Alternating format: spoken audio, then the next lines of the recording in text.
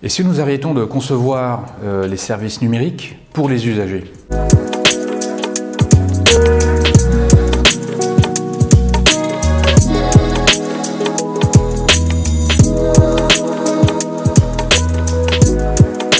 Oui, alors souvent quand on conçoit pour les usagers, on a souvent une idée prédéfinie sur la manière de faire le service.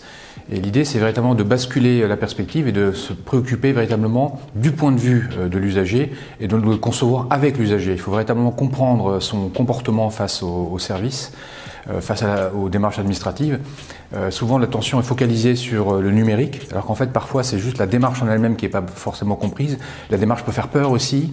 Il y a aussi des biais dans la relation entre l'usager et le service public. Et ce n'est pas en améliorant l'interface, en travaillant sur l'ergonomie qu'on va nécessairement améliorer l'accessibilité aux services, donc aux droits pour ces usagers.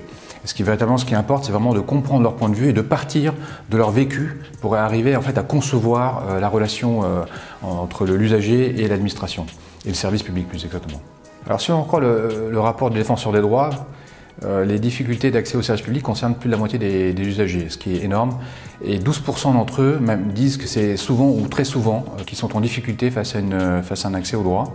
Alors, quand on s'attache aux personnes qui sont en situation difficile, en précarité sociale et économique, l'idée c'est véritablement s'attacher aux usagers qui sont le plus en difficulté, parce que si on arrive à bien traiter leurs problèmes, on arrive à améliorer la relation avec ces publics-là, on va forcément améliorer la relation de service pour l'ensemble des usagers. Et donc c'est tous les usagers qui vont finalement bénéficier des améliorations qui vont être portées au service.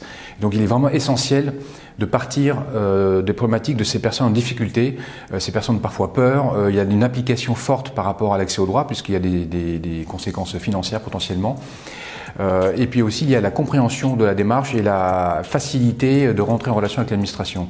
Et si on arrive vraiment à bien penser le service grâce à eux, grâce à leur savoir-faire, grâce à leur expérience, en les impliquant à toutes les étapes de la conception du service, nous arrivons véritablement à améliorer globalement le service public pour l'ensemble des personnes.